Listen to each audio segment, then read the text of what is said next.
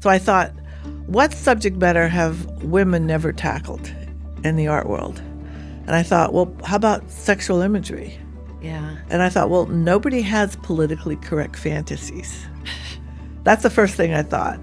Second thing was, I've seen softcore from women, but never hardcore. Does it change the meaning if women make images for their own pleasure and their own amusement?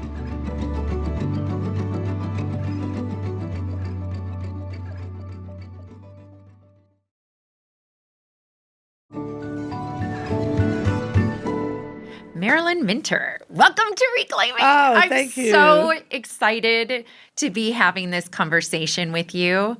Just really, really special. Really special. Well, I think it's the first time I've ever been on TV. Yeah. Well, you know. It is the first time. Losing your virginity to something with me, girl. Correct me if I'm wrong. I think we first met, it was pre-pandemic at a Cindy Sherman show. Is that correct? No, it wasn't at a show. It was her New Year's Eve party. Oh, it was? Or it wasn't New Year's Eve. It was Christmas. Christmas parties. Okay. Yeah. All right. Then maybe our first... And I came over and introduced myself. Okay. Because I've always loved you. Oh, thank you. Yeah. And what I was remembering was, I think it was at a show of hers, there was an after party, and you had on that great pin, and Don't fuck with us, don't fuck without us. Yeah. Yeah, I make those pins for Planned Parenthood. And I couldn't remember. I know I have one. I wish I had it with me. Oh, I could have brought you one. I know. I give them away. I know. Yeah. I have one in LA, and I couldn't remember if you gave me yours from that night or you sent me one. But yeah, I might have sent them to you because whenever anyone admires it, I say, oh, we'll give them away. Yeah. We tried to, a few years ago, before the Supreme Court overturned Roe. Yeah. Which we never thought was going to happen. Yeah. I would sell them because I could make money for Planned Parenthood, like $1 a pin at museums. Yeah. And so the whole idea was to raise money for Planned Parenthood. I didn't think of don't fuck with us, don't fuck without us, but I did make pins with a Planned Parenthood logo at the bottom. Yeah. No, they were great. And then we reconnected. We followed each other on Twitter, and then I got this amazing DM from you after I saw impeachment. Yeah, I thought, whoa, I gotta paint her. Yeah, and I was so flattered. I mean, terrified because I'd never had my portrait done. I know that was that was so flattering too. I didn't know that. I mean, I'd been photographed, right, but there was just I think I was so terrified because there's a level of seeing that happens with a painting portrait. Yeah. It lasts a lot longer than a photo. Yeah. And just I think they're more, especially the way you work, there are more layers to it, and there's just more seeing. And it's longer, and where a photo, there's, it's snip. It's this Frankenstein picture of all the shots I took of you. Yeah. I was trying to give you character. Yeah. And I wanted you to be strong.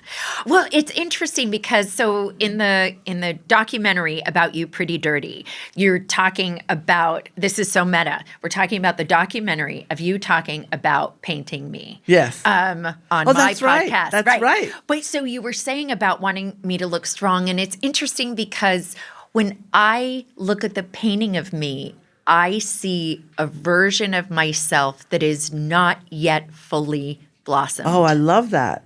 So you think the painting got, well, I don't know if it's true though. That's what I saw. Do you see strength? That's what I saw. Okay. Oh, you kidding? Okay. Are you kidding? You're the strongest person I've ever met. By far. No. Well, I've ever met. Okay. Yeah, I've ever met. I mean, what you went through and survived, and now you're giving back. That's like somebody I admire. I mean, anyone who can take their pain and turn it into something positive, that's the best thing there is. Thanks, Marilyn. Yeah, the bullying was the beginning. Yeah. Yeah. Thank you so much for starting that. Oh, my gosh. And now you're doing Reclaiming. I told Jane Fonda she's got to come on. You know what? We've been trying to get her. Yeah. So maybe now that you've done it, she'll reconsider. So I hope so. She's such a great. Because I remember when she was Hanoi Jane. I know. I mean, she got the same kind of shame. Yep, exactly. Just tormented. And I was, of course, an anti-Vietnam Yes. protester. Right. So that was how I connected with her. Okay. I had a boyfriend that was Have you an guys SD. known each other a long time? No, not at all. She called me so I give a piece. Kathy Oprah told her to call me. I'm an artist that does activism, and she said, "Would you give me a piece for climate change, raising money in California?" Oh, how great! And I said, "Well, of course. I modeled my life after you." She was amazing, and in the documentary, she was amazing. Yes. Well, it's interesting because I want to sort of, I can talk about my own experiences, but I want to dive in and have you, no pun intended, paint us a picture of what a sitting session with you is like, because it's very unique with the glass. And so I don't warn anybody, but you can't see me. Yeah. And that's what nobody knows until they get behind the behind the glass. That's right. And so I can get you when you don't know I'm looking. Yeah. And I did it all the time. I do it all the time. I put Gaga, they put her on the cover of the New York Times Magazine. She totally had no clue I was shooting her at that moment. Well, the series, so you've done these incredible different series. And so I know I was in. All people I admire. Yeah. Did you call it an icon series? I didn't call it that, but other people have. Yeah, I call it people. Let me call myself an icon. Yeah, you are. You totally are. No. People that move the needle. Uh-huh. That do something positive. Yeah. People I really admire. And you were one of the first people. The first group, I think, was Glenn Ligon, the artist. Yes. You. Roxane Gay. Yep. Gaga. Yep. And wasn't there one more? Oh, and Mickalene Thomas. Oh, right. Mickalene. That was my first. Yeah, these are all people I really admire. Yeah. I know you did Lizzo, also, whom I just interviewed last week. Oh, did you really? Yeah. Yeah, she was great. She sang a few lines a cappella for me of one of her new songs coming out. I was like, okay, this is pretty bonkers. She's so funny and charming. Yeah, she is, and really smart. Really smart. But so you've got these series. So, I mean, I know I came in and you had me sitting behind glass that you then chilled, right? Well, sometimes it's frozen. Okay. Only because it looks like steam. And so steam lasts about 3 seconds. Okay. Or 10 seconds max. And where it's frozen, it looks like steam for a lot longer. I have about 10 minutes to play around. How did you discover that? I was just playing. Wow. I wanted to,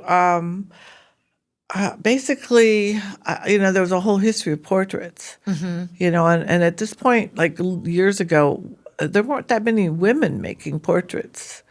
And that's not true anymore. But I wanted to make a style that I could own. And so I thought if I did it behind glass and steam, and if I wiped the glass, I got streaks, I could decontextualize a portrait. I was trying to not make a sergeant. I was trying to make halls, so I could actually get character instead of just trying to get something realistic. Right. That looks like the person. I wanted action, some kind of action. Yeah. So there was personality. Right. There's so many metaphors of a window, right? I was thinking of stained glass. You were in a train, or you're in a restaurant, and and you're looking out at a rainy day or something. Right. So I was thinking of being in a spa. I put Lizzo in a spa when I shot her, and I did an odalisque of her. Because I wanted to see what a 21st century odalisque looked like. Yeah. Because all the odalisques and all of art history are these just naked women splayed out for your amusement. And I thought, well, I wanted my odalisque to have agency. Yeah. So she's actually shooting me on her phone. Right? That's right. It's great. It's very meta. But I think the process is so interesting. And then what I loved in the documentary was seeing Miley's portrait, who's also been on the show. I loved her on the show. Yeah, she was amazing. Yeah. Another one. So that bright, was somebody so funny. Oh, yeah, because I always thought the way she was treated after that VMI, I had to do something. I had to, this is just so unfair. Yeah. And so I had to explain to a New York Times editor what slut shaming was. They didn't even have the word. And New York Times, 'cause they wanted to know my opinion of what her being slut shamed all over the country like that. Yeah. And I thought she had beautiful answers for you. Yeah, she was so thoughtful. She was really thoughtful, and I loved how she was so cute. She came, she's like, well, I have to keep my phone because I took notes on your episode that I listened to of the overlap. And I just loved how thoughtful she was. She's very smart, too. Oh, yeah. And funny. Really fucking funny. Yeah. It was so easy to get her to do a Planned Parenthood project with me. And she was just charming. And I never saw anybody. You know how I knew she was so smart? Is very few people can write on the glass. And she could write backwards on the glass. Oh, my gosh. But she also did, was it Miley, or am I thinking of someone else who licked the candy off the glass? Those are different people. Okay, those are different people. Yeah, Miley wrote pro-choice. Right. Yeah. Right. And then somebody licked candy. Lots of people. Okay. That was me shooting underneath. Yeah, you would not have gotten me to do that. Maybe next time. But these weren't portraits. These were paintings, just talking about, you know how there's so much contempt in the art world. There's so much contempt for fashion and glamour. Yeah. And I thought, well, that's a real contradiction because it gives so many women pleasure. Yeah. And yet at the same time, it creates body dysmorphia. At the same time, it's the one place women have a lot of power.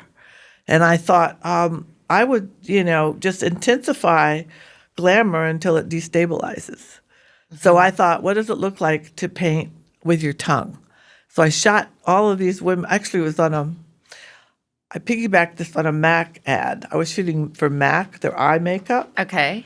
And whenever the model changed the makeup, I would say, could you come over here and lick up on this candy? And they all did it. And I chose the models for the length of their tongues. Oh, my And Mac was furious when they heard about it. But then MoMA bought it and put it in the lobby. It was over the lobby. Then they weren't so mad. Then they said, "You want free makeup from now on?" Yeah.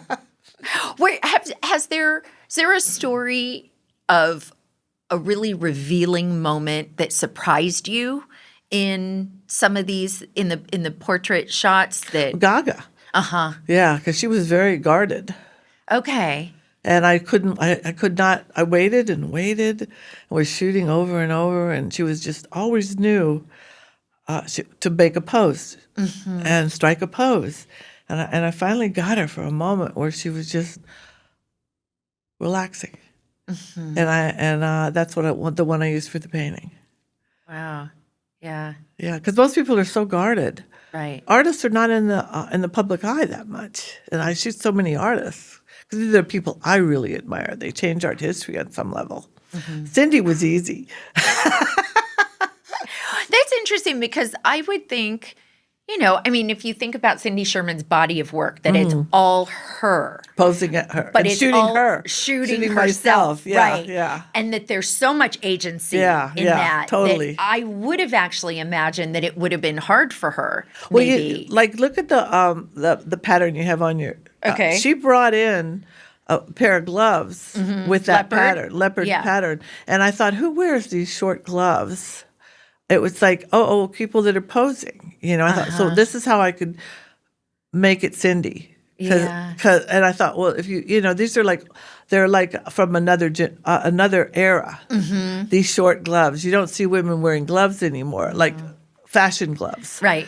They wear gloves for warmth, but and it's a style, and it was a style thing for somebody who poses. So that's why I used her glove. Only I changed the color from leopard to blue.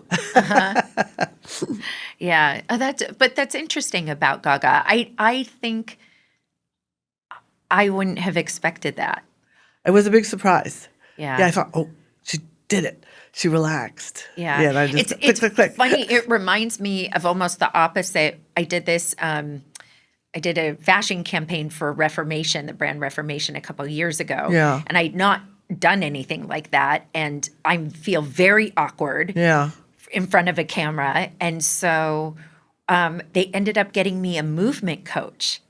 Wow. Anna Collins. Yeah. And she was amazing. And it was a game changer for me. I need one. This is my first time. Yeah. No, but it was a game changer because I felt held in a way of just somebody showing me that you're safe. Move your hand like this, move your finger like this, do this, think about this. Yeah. And it gave me a sense of confidence that I think came out in the photos. Yeah. That I think you have to do anything you can to feel confident if you're going to be in front of the camera or a microphone. Yeah. So whatever you need to do, like I got my hair blown out. I thought, okay, I'll be all right if I have my hair blown out. Exactly. Yeah. Well, you look gorgeous. Oh, well, thank you. Yeah.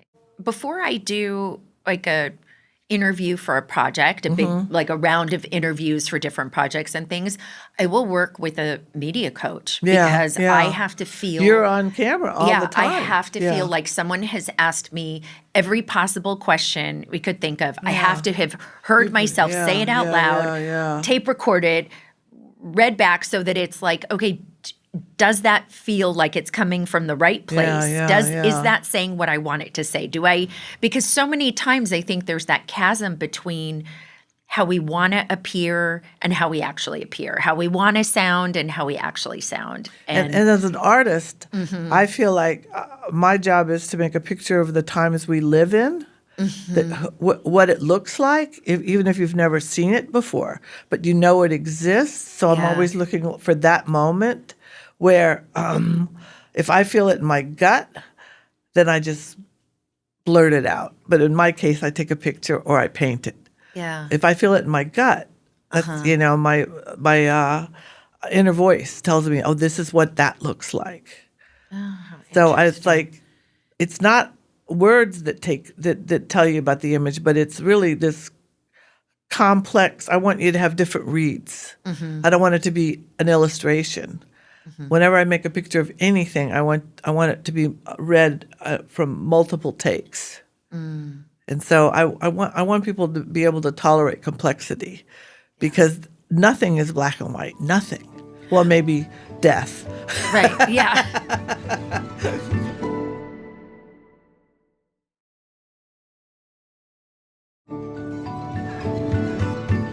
My brain is going to two different questions I want to ask you. One is, have you ever been or had a subject and not gotten the gut moment?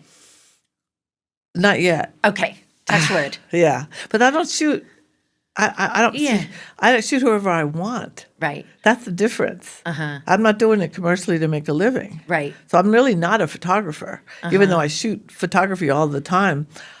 I'm a painter, so I have choices. I don't make my living off photographs. Right. But it's just everything I interesting make is about making a painting. Everything. Yeah. And I love that in the documentary you get to see this technique you have with your finger where you're only the edges. I use brushes. Okay. But you see but I did soften enamel paint. Right. Yeah, I started with my finger. Now I use my And also your medium is very interesting because you paint on metal, right? I have to. So because canvas would crack because it's enamel paint. And I use enamel because it's translucent. So you can see the color underneath. So I can make depth, and I can't get it with oil or acrylic. Okay.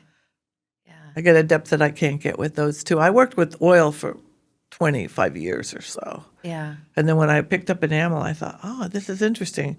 And mostly when artists work with enamel, it's one hard color next to another because it dries within 5 minutes. Okay. So I didn't know that. Yeah. Enamel dries really fast. It's oil-based. And so I had to work really fast to model it. And I thought I could do it with brushes. I was trying it with brushes, and I thought, I'll just use my fingers at the edges so that I could create the illusion of 3 dimensions. Yeah. Well, your work is so amazing, too, because you sort of hold the tension of desire and shame. And do you feel like that's always been in everything you've done? I work with art history. Okay. And I think if you look at all of art history, you'll notice that there's no pubic hair. What's wrong with pubic hair? Why did the Renaissance just make it disappear? Right. I mean, there are like 4 or 5 paintings I could think of off the top of my head that is a picture of pubic hair. Right. But basically, why do people find pubic hair vulgar? All through art history. Do you think it's because it is connected to a sense of aging for women, like prepubescent? I don't know. I don't know. I've been asking this question for a long time, and there's lots of different. I think it was considered vulgar. I mean. But why, right? Yeah, why? I love. I have it in here. You've got this great quote where you said, because you've painted pubic hair. Well, I do it a lot. Right. This is a topic we've not had on the show yet. Oh yeah, but you haven't. Yeah. And I think you're our first visual artist on the show too. I'm very proud. Yeah. So, but there's this great line in the documentary where you say, I want to paint pubic hair so beautifully that someone hangs it over their couch. Well, that's what I do. Yeah, I make it so absolutely gorgeous. It's like a Trojan horse. If you make it so good looking, then you can, people all the time go, oh, that is really beautiful. What is that? And then I say, well, it's pubic hair. And then they go, oh. But recently people are buying it. Okay. Yeah, in the last few years. Do you think that's because one of your... And we'll rewind in a minute to get to your own history. But you, in the last several years, you had done this elder sex series. Yes. So do you think that sort of punctured the culture or the taboo, maybe? I hope so, in some because way? it's everybody's future. And this is what I was shooting for the New York Times Magazine. And this is an article by Maggie Jones. And she documented couples having sex up until 100 years old. And so all my models were over 70. And in her article, it was about, first of all, people have never been this healthy old. Okay. Yeah, they've never been this healthy. And second of all, that there's never been Viagra or Cialis.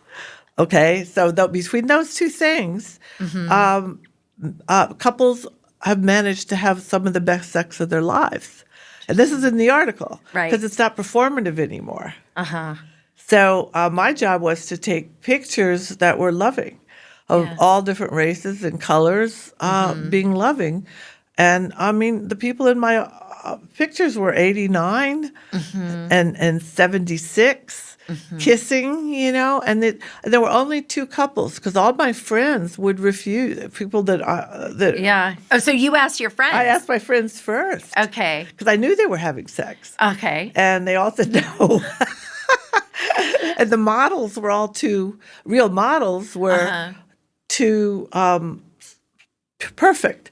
So I wanted human bodies. Right. And so we asked actors. Okay. Yeah, so most of those people are actors. Oh, interesting. Yeah. Interesting. Do you ever watch The Pit? I have not watched it yet because several people in my life told me it's too gory for me. Yeah. They all think it's too gory. I'm very Well, you know squeamish. what they do that I've never seen on TV, except maybe in Europe, European TV? Real bodies. Oh. Real humans. Okay. What people actually look like in an emergency room or in a hospital or really anywhere. Yeah. It's not, beautiful girls with, right. or handsome men, with appendicitis or something. It's real people. And it was like so refreshing. Yeah. You don't even know why this looks so refreshing. Yeah. You've seen European television or European movies. They don't have perfect makeup, and every eyelash, and I think that, that constant need for perfection is so shaming because it's impossible. Yeah. And that's why I work with Glamour a lot because I mean it's a giant industry of the culture, right? And how can I not make a picture of it? Mm-hmm. It's what we see constantly. Yeah. And it's my job to shine a light on things we feel shame about. It's my job to drag it into the light, So because shame cannot exist in visibility. Mm-hmm. Well, you were mentioning my experiences before, but you also had your own experience with being canceled. Oh, yes, that's true. Before we called it being canceled, right? I mean, talk to me That's probably why it's so important to me. Uh-huh. I moved to New York City, and I saw a show. I saw this show of Mike Kelly, mm-hmm. and his work. Mm-hmm.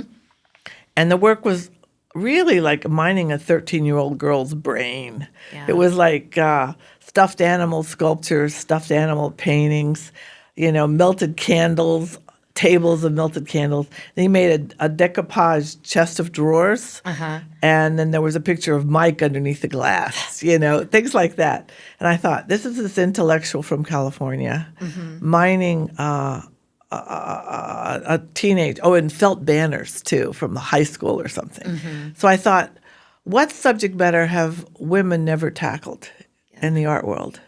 And I thought, well, how about sexual imagery? Yeah. And I thought, well, nobody has politically correct fantasies. That's the first thing I thought. Uh-huh. Second thing was, I've seen softcore mm-hmm. from women, but never hardcore. Mm-hmm. Does it change the meaning if women make images for their own pleasure and their own amusement? Mm-hmm. And I thought, well, I'll find out. And I was in a pro-sex feminist group. There was a whole group of Catherine McKinnon and Andrea Dworkin mm-hmm. who were trying to get rid of any anti-porn, yeah.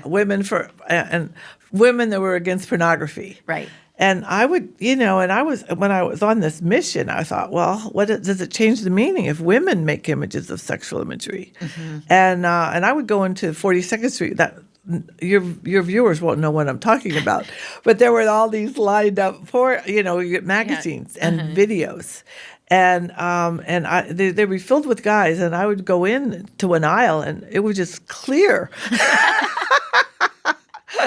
Like I would walk down the aisle looking for magazines, and just like mice scrambling or roaches scrambling. And I thought, well, I should tell these anti-porn people. Yeah. All you got to do is walk in these stores. So anyway, I thought everyone thought like I did. Mm-hmm. Pro-sex feminism. We should have images for our, and people were starting to.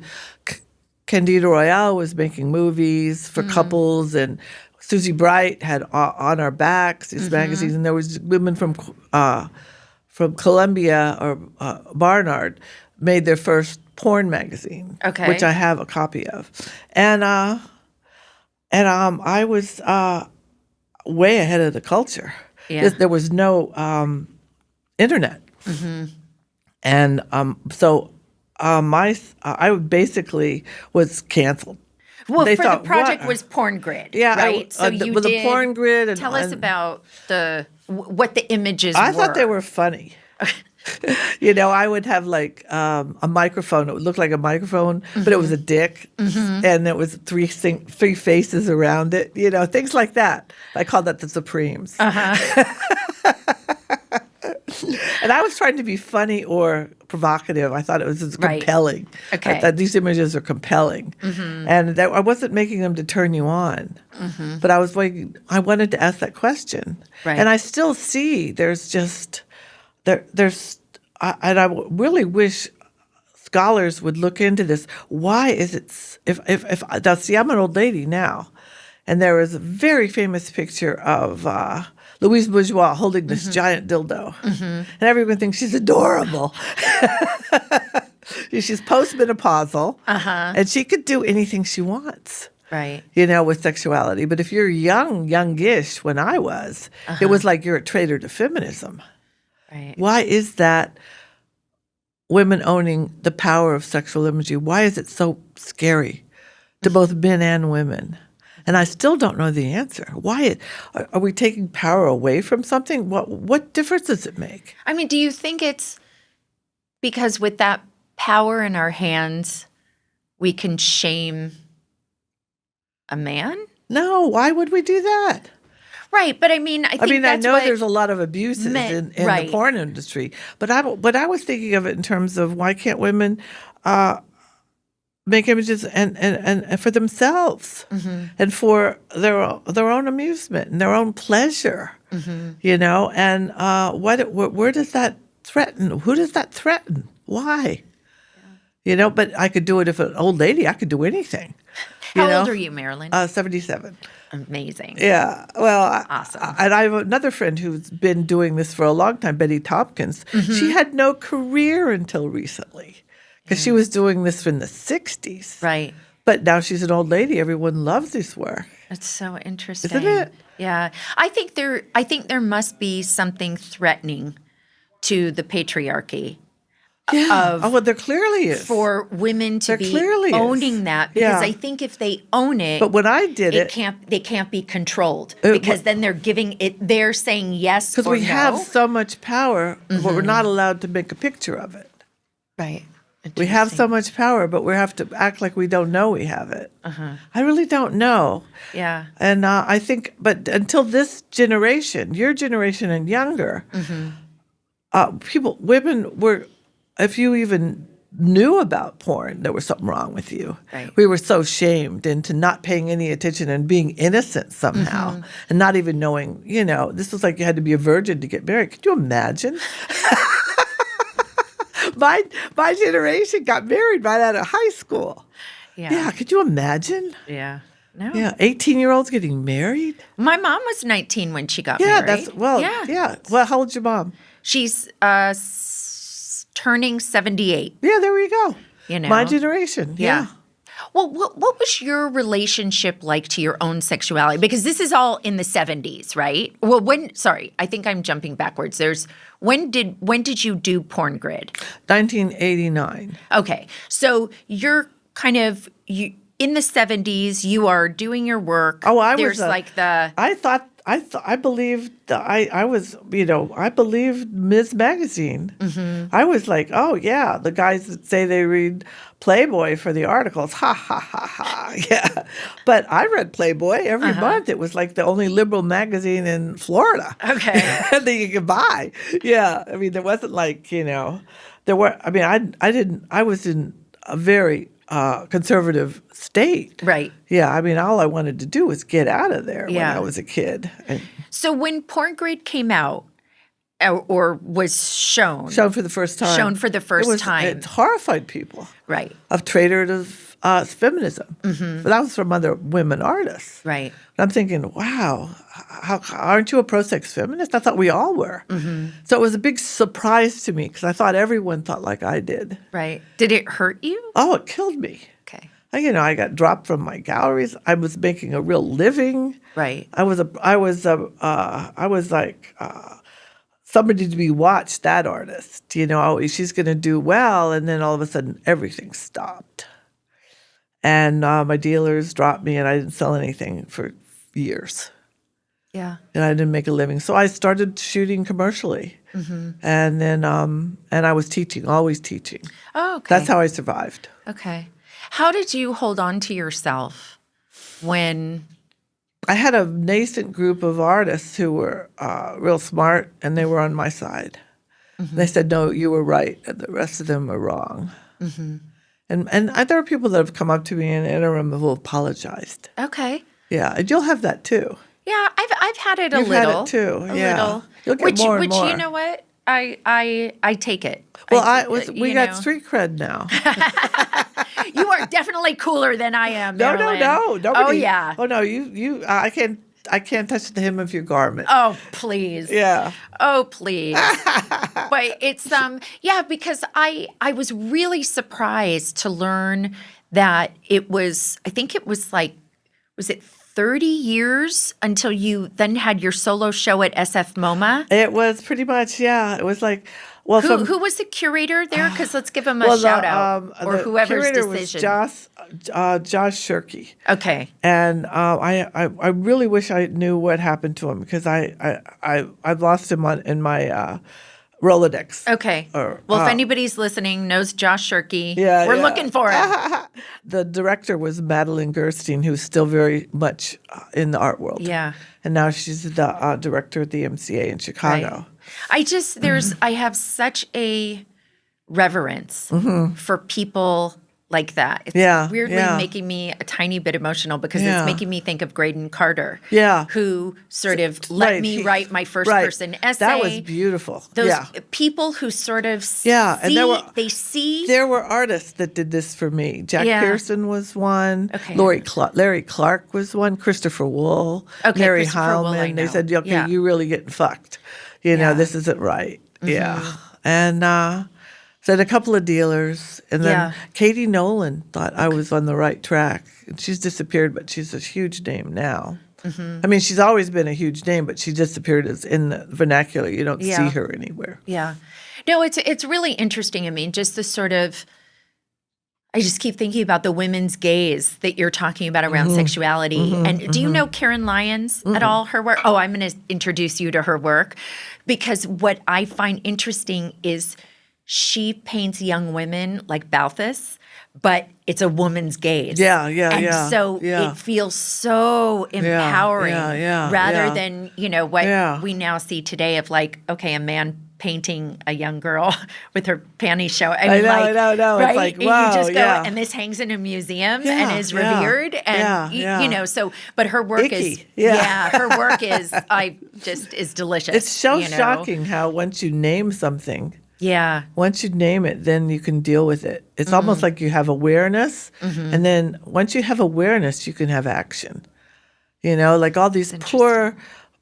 I mean, how the way Pam Bondi? Did you see her the other day? Yeah, who just shamed the survivors and actually to just not even acknowledge them, you don't want to take responsibility for what's happened. Just say, I am sorry for what happened to you. I don't know how somebody doesn't. How do you sleep at night? Right. This should not be a red or blue issue as to whether or not the survivors deserve our respect, because I just wrote a piece on this, but we failed them. And we that failed them as a society. That was publicly shaming them. Yeah. Just by her doing that. Yeah. And we have to. But the Dow is over 50,000. Oh, of course. It's not anymore, though. I said the best meme I saw was it was like a split screen from A Few Good Men. Oh, yeah. Right? And did you see that one? So it was Tom Cruise on. Yeah. Did you call for the code red? And Jack Nicholson, the Dow is over 50,000. It was great. So, I love it. But, I love it. Yeah. It's so we can talk about it now because it's under 50. Right. Well, these are some people that have been co-opted by the patriarchy. Yeah, they feel like they're going to be protected. Why is it so threatening if we have equal rights? Yeah. What are we taking away from you having equal rights? I just don't get it. Everyone's going to be happier. If you can cry in public now. Well, I wonder if you're a guy. Right. Yeah. Yeah. I wonder, as we become a society of spectrums more, sexuality, gender, anything you can think of. Yeah. I wonder if in time that will sort of like blend, like you blend the edges of your paintings. Yes. That will sort of It will. blend. It's called complexity. Yeah. We have to tolerate complexity. Yeah. It has to be a multiple read. Nothing's black and white. And that's what artists do. Yeah. They don't, and if their illustration is just telling you one thought. And illustrators are very important, especially in politics. But artists have to have, that range. Yeah. And I think, want to get rid of shame, then don't stop clicking on it. Stop responding. Let it die. Let it die when you see somebody publicly shamed. Yeah.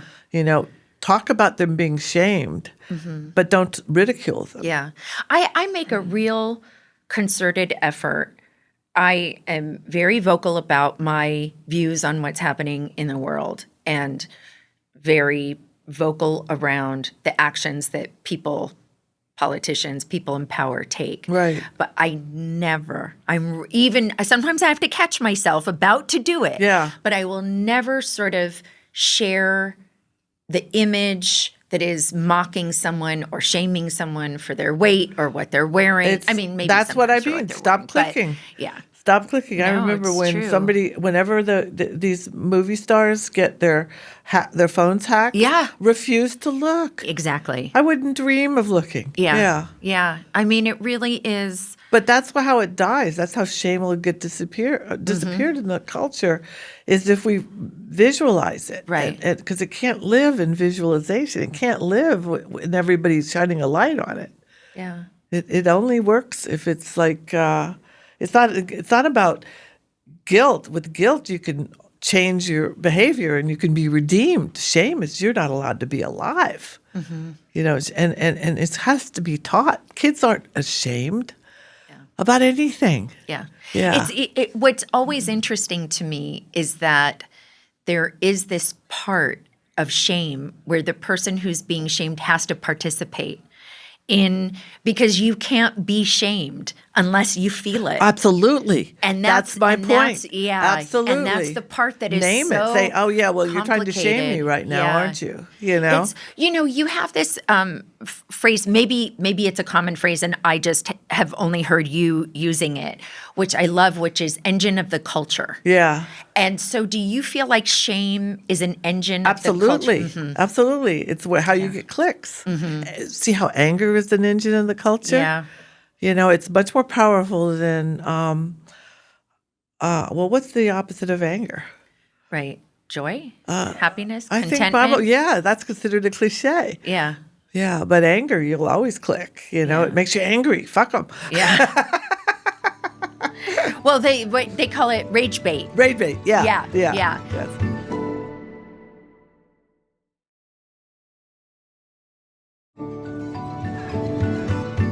So I want to go back, kind of go back to your early years, because you have this incredible experience where I think you were in high school or college. You had taken these photos of your mom, right? Who was deep in addiction. Total addict, yeah. Yeah. The whole family. Yeah, I'm Irish. And no, my mother was a drug addict. But I actually wasn't saying that. I was just No. My brothers and I look at these pictures. I took them when I was 19. I was an undergraduate at University of Florida. Yep. And we look at it and say, oh, so what? That's our mom. That's what she always looked like. Yeah. And I brought them back to my class, and the other students went, oh, my God, that's your mother? And it was like, whoa, waves of shame just came over me. But then Diane Arbus.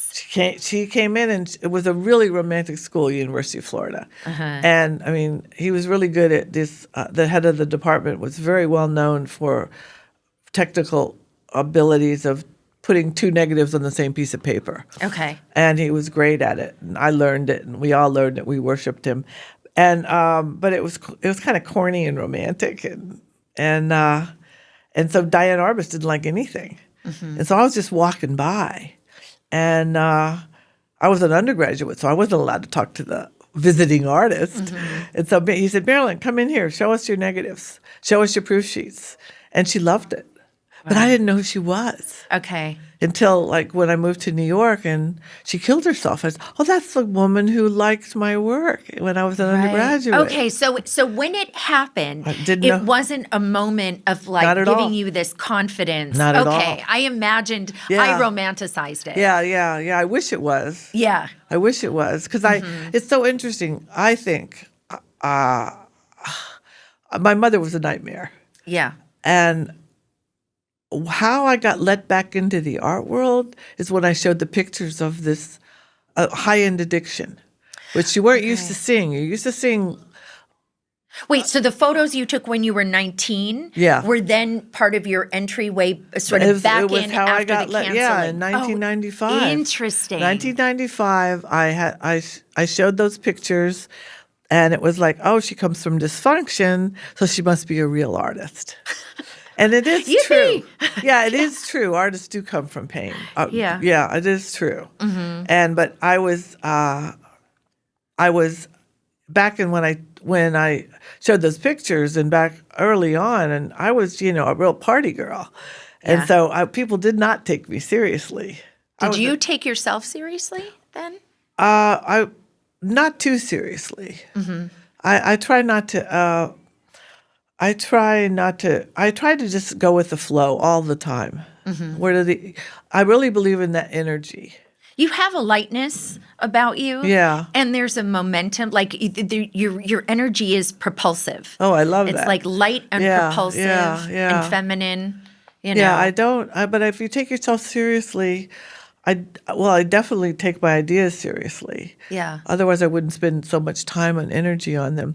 But I don't think I'm articulate like writers are, or articulate. Yeah, I don't feel like mine is visual articulation. Right, that's my gift. I can make things in an image that I don't really explain myself that well. I think. Well, I think you do. I mean, it's that's so interesting. So one of the things I was really struck by in Pretty Dirty was you're reading and they're showing on the screen these letters from your mom. Yeah. And she's saying really like horrible things, horrible, painful things. Yeah. But they didn't mean anything to me. Because that's what I didn't understand, because you were talking about them like with a smile on your face. And so what do you mean? How did it not mean something to you? Because I knew she was high as a kite. I knew she was all fucked up. I knew she was, and my brothers and I got them all the time. These letters saying, how worthless we were and how, what disappointments we were. Equal opportunity, I guess, at least, right? Well, I got the worst. Right. Because, because you were the girl. Girl, exactly. And she's a Southern belle. And she was injected with vanity at birth, So I just was nothing. I was a wild kid. And so the worst kind of kid to have if you're a drug addict. So she had no control over me. And at one point, by the time I was in 7th grade, I knew she was full of shit. Really? Yeah. Yeah. It was like, it was not anybody there that was going to comfort me. And so did you raise yourself then? Yes, absolutely. Are you older? Are your brothers older? Older, but they were 6 years older. Okay. Yeah, and they were already off to college and stuff. Yeah. So I sort of felt responsible for her. And I knew I had to get out of town. And it was such a toxic relationship. And it took me till I went into rehab. And that's when I started unraveling what was going on. And I spent years dealing with having my dad died homeless, at 64 as an alcoholic and a gambler and a womanizer. So I had no comfort, and I wasn't beaten. I was neglected. Yeah. Well, they say that emotional neglect is more damaging than physical abuse. I was hungry and dirty. No one paid any attention to me, and I had to learn how. So it was like I took, years in therapy. I was in group therapy for 8 years and also one-on-one therapy. Yeah. So I had I had to see this as this is not going to be my life sentence. I had to see it as this is a life lesson. What am I going to learn from this? Yeah. I do not have to be destroyed by this. I can overcome not having that nurturing. And I've managed to have a real system of people around me that's a real comfort. And if you have, you could make a family of choice. Yeah. And if you have a family of choice, that's a very stable place to work out ideas with. And so I can grow. and I still want to learn. I'm not satisfied yet. Yeah. I still challenge myself. I still want to be a better person than I was last year. I want to be the person who takes my grocery cart back to the I'm not going to leave it in the parking lot. Some days. Yeah. On occasion, I probably leave my shopping cart in the thing more often than I put it back. I put it back. That's what you're not, but you're my age. I didn't either when I was your age. Yeah. But now I do that. I realize when Uber drivers or taxi drivers are going the wrong way or going, this is the hardest job in New York City. Yeah. I say, okay, they had a really tough job and they don't know the streets yet, and they're probably from another country. So I'm really kind and gentle and trying to explain instead of like, what's wrong with you? What the fuck? Yeah. Now, this is not who I was. Right. Okay, I have a question because this is something that fascinates me with artists of all kinds who go through rehab because were you afraid that you would lose your creative edge? Yeah, absolutely. But in 1985, when I got clean, there were a lot of famous artists who had already gone through, and I saw them. But it was, but this is what you learn in sobriety. This is interesting. You'd think from the outside that, well, artists are supposed to get fucked up. It's like the culture tells you, well, look at, Jackson Pollock and look at Dorothy Parker and look at, they're all alcoholics, and we all read, Tennessee Williams. But when you get into sobriety, and you go to meetings, you'll hear, well, this is what everyone on Wall Street says too. Everyone on Wall Street does coke, of course, or every house painter. Well, this is the house painting world. We all get drunk. So it's every single profession, even though artists get a pass. Right. Because we're supposed to be wacky. Right. Yeah. Well, I think the idea being the sort of excessive behavior stokes your creative juices. The opposite. It's maybe, there was a moment when I thought when I was in college, I smoked grass and I'll be a better. And I saw the hippies around me, and I was ambitious. And I saw they just, they were smoking a joint every 20 minutes and they just weren't making anything anymore. Yeah. And but I didn't put those things together till years later. And what I saw was once I took away substances that I could get in touch with, and I could listen to that inner voice, and I could feel, there was a painting by Sigmar Polka, and the name of the painting is God Told Me to Paint This Corner Black. And I thought, that's what art does. That paintings tell you what to do. And if you talk to writers, they will tell you, well, it just started, the characters just flowed. And that's what happens when you're working in a painting. You got a couple of them here, and then one of them will say, well, do this. And, and the painting stuff. And I didn't know that. I thought I had to tell the paintings what to do. I had to tell the photos what to do. And now I go with the flow. And sometimes I'm shooting, and I look at the digital images on the computer, and I think, when did I shoot that? I'm in the zone. Yeah. So you want to be in the zone. Yeah. And I think substances block the zone.